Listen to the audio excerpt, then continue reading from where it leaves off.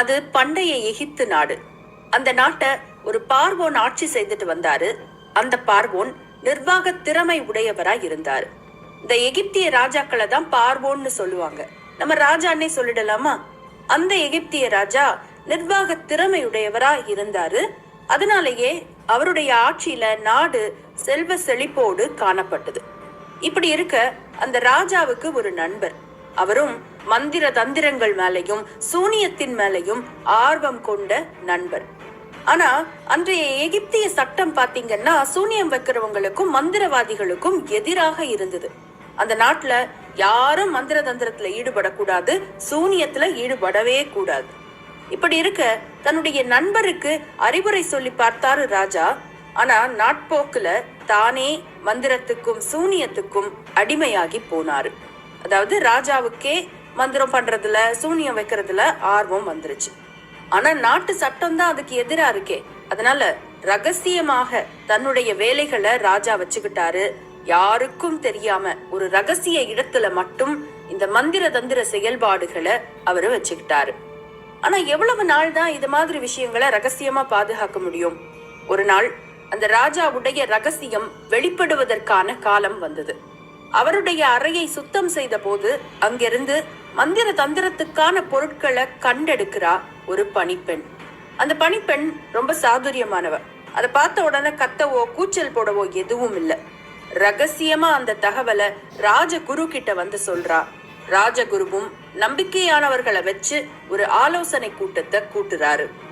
இப்போ அந்த பணிப்பெண் சொல்லிட்டாங்கிற ஒரே காரணத்துக்காக ராஜாவை சந்தேகப்பட முடியாது இல்லையா? சாட்சி வேணும், நிரூபணம் வேணும். அதனால அவங்க ரகசிய ஒற்றர்களை நியமிக்கிறாங்க. ராஜாவை 24 மணி நேரமும் கண்காணிக்கணும்னு சொல்றாங்க. அப்படி அந்த ஒற்றர்கள் 24 மணி நேரமும் கண்ணும் கருத்துமாக அரசரை கண்காணிக்க தனது ரகசிய குகையில் மந்திரங்கள் செய்யும் போது பிடிபடுறாரு அரசர்.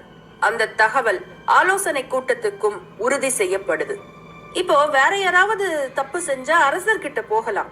அரசரே தவறு செய்யும் போது யார்கிட்ட போக முடியும்? அதுவும் இந்த மாதிரி மந்திர தந்திரத்துல ஈடுபடுறவங்களை திருத்தவும் முடியுமா என்ன? அப்போ இந்த விஷயத்த சாதுரியமா தான் கையாளணும்னு அந்த குழு முடிவு செய்து அரசருக்கு முடிவு கட்டுறதுதான் இந்த பிரச்சனைக்கு தீர்வுன்னு அது நினைக்குது. ஆலோசனைக்கு மேல ஆலோசனை, திட்டத்துக்கு மேல திட்டம். காலம் கனிந்தது. அன்று வழக்கமாக தான் மந்திர தந்திரங்கள் செய்யும் அந்த ரகசிய அறையிலேயே வைத்து தீர்த்து கட்டப்படுறாரு அரசர். ஆனா ராணிக்கோ மக்களுக்கோ வேறு யாருக்குமோ இதை பற்றி எந்த தகவலும் தெரியாது. யாரோ 4 கொள்ளையர்கள் அரசரை கொன்றதாக மட்டும்தான் தகவல். மற்றபடி அவரை பற்றிய எல்லா ரகசியங்களும் மறைக்கப்படுது. அவருடைய அடக்கம் நல்லபடியாக முடியுது. பொதுவாக எகிப்திய சட்டப்படி அரசருக்கு பிறகு அரசருடைய மகன் தான் ஆட்சிக்கு வரணும். அந்த அரசருடைய மகனுக்கோ வெறும் 10 வயதுதான் ஆகியிருந்தது. ஆனாலும் அவனையே அடுத்த பார்வோனாக ஆக்குறாங்க. அவனுக்கு நிழலாக இருந்து ஆட்சி செய்யும்படி அவனுடைய தாயை, அதாவது இறந்த அரசருடைய மனைவியை நியமிக்கிறாங்க. அந்த அரசியோட பேர் தான் நியூபியா. நியூபியா புத்திசாலி பெண். தன்னுடைய கணவரை உயிருக்கு உயிராக நேசித்த பெண். அதனால நாட்டுடைய ஆட்சியையும் அவன் நல்லா பாத்துக்கிறா. தன்னுடைய கணவனை யார் கொலை செய்ததுன்னு தேடவும் ஆரம்பிக்கிறா. நாட்கள் நகர்ந்து போச்சு. அரசியுடைய தேடலுக்கு விடையும் கிடைச்சிச்சு. மந்திர தந்திரங்கள் செய்வதாக சொல்லி, சூனியம் செய்வதாக சொல்லி ஒரு குழுதான் சதி செய்து தன்னுடைய கணவருக்கு முடிவு கட்டியதுன்னு அவளுக்கு உண்மை தெரிஞ்சிச்சு. அந்த உண்மை தெரிய வந்த அன்னைக்கு கோபத்துல வெடிச்சா அந்த அரசி. நான் தான் சொன்னேன்ல, அவ தன்னுடைய கணவனை உயிருக்கு உயிராக, உயிரை விட மேலாக நேசிச்சா. அவன் தவறு செய்திருக்க மாட்டான்னு நம்பினான். அவன் தவறே செய்திருந்தாலும் அப்படி சதி செய்து அவனை கொல்வது நியாயம் கிடையாதுன்னு அவன் நினைச்சா.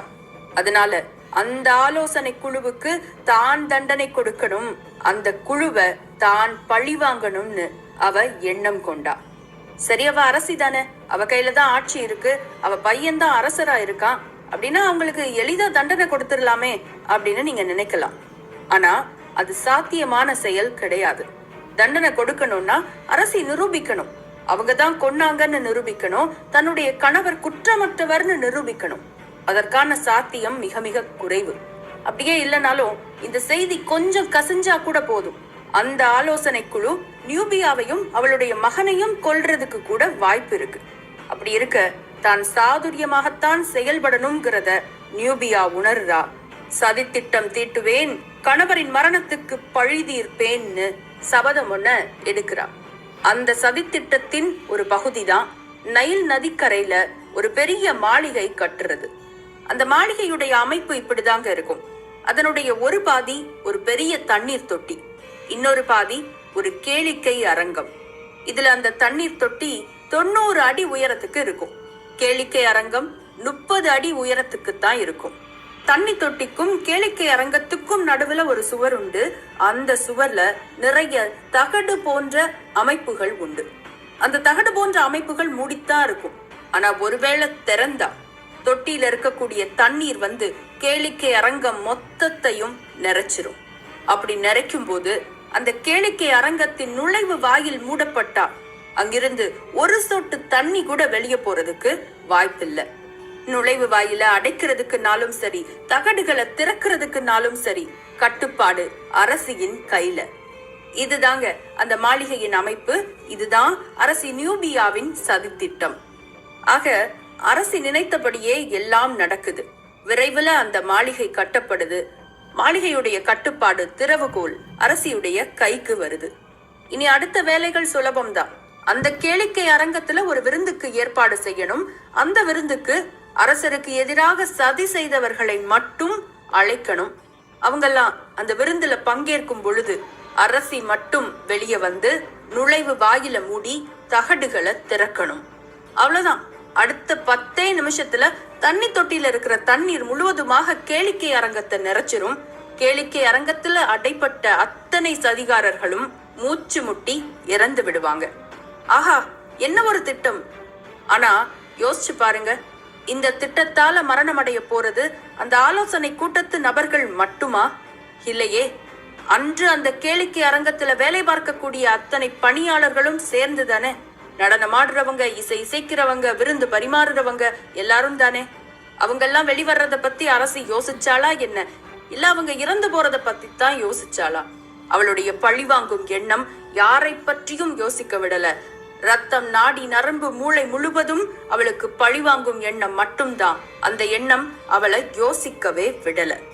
இப்படி இருக்க விருந்துக்கான நாள் குறிக்கப்படுது. அந்த ஆலோசனை குழுவுக்கு அழைப்பும் விடுக்கப்படுது. அதாவது அரசருக்கு எதிராக ஒரு குழு அமைச்சு அந்த குழு தானே அவரை கொலை செய்தது. அந்த குழுவின் உறுப்பினர்களுக்கு மட்டும் அழைப்பு விடுக்கப்படுது. அந்த விருந்தும் நல்லபடியாக தொடங்கியது. விருந்துடைய ஆரம்பம் ரொம்ப அழகா இருந்துச்சு. ஆடல், பாடல், திராட்சை ரசம், உயர்தர உணவுகள் எல்லாமே அருமையா இருந்துச்சு. விருந்துடைய முடிவு பகுதியில அரசியுடைய உரையும் இருந்துச்சு. அந்த உரையில அரசி ரொம்ப மென்மையா பேச ஆரம்பிச்சா. எல்லாருக்கும் நன்றி. எல்லாரும் இந்த நாட்டுக்கு நிறைய நல்லது செய்திருக்கீங்க. என்னுடைய கணவரை கொலை செய்திருக்கீங்க. என்ன செய்ய? என் கணவர் மீது குற்றச்சாட்டு இருக்கு. உங்ககிட்ட அதற்கான ஆதாரம் இருக்கு. அப்படி இருக்க என்ன செய்ய முடியும்? சரி, செய்தது செய்தாச்சு.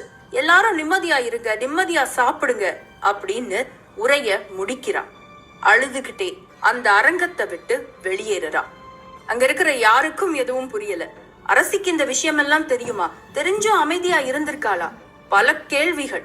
அந்த கேள்விகளுக்கு அவர்கள் விடையை யோசிக்கும் முன்பாகவே அரங்கத்தை விட்டு வெளியே வந்த அரசி அதிரடியாக சிரிச்சிட்டு, இந்த பெண்ணால் என்ன செய்ய முடியும்னு நினைச்சுதானே என்னுடைய கணவரை கொன்னீங்க? இதோ செய்து காட்டுறேன், கூண்டோடு எல்லோரும் அழியுங்கள் அப்படின்னு சொல்லி அந்த நுழைவு வாயில மூடுனா.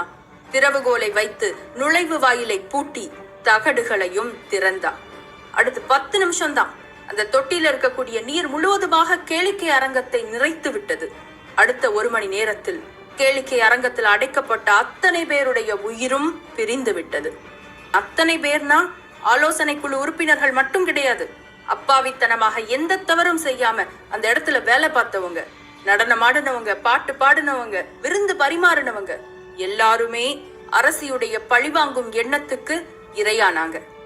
அரசி நியூபியாவோ இது எதையும் பத்தி கவலைப்படாம பழி தீர்த்து கொண்ட சந்தோஷத்தில் அந்த இடத்தை விட்டு வெளியேறினான். அரண்மனைக்கு சென்று தன்னுடைய மகனை ஆற தழுவி விட்டு நிம்மதியா அன்னைக்கு உறங்கலாம்னு நினைச்சா. ஆனா அரண்மனைக்கு சென்ற நியூபியாவுக்கோ ஒரு அதிர்ச்சி காத்திருந்தது.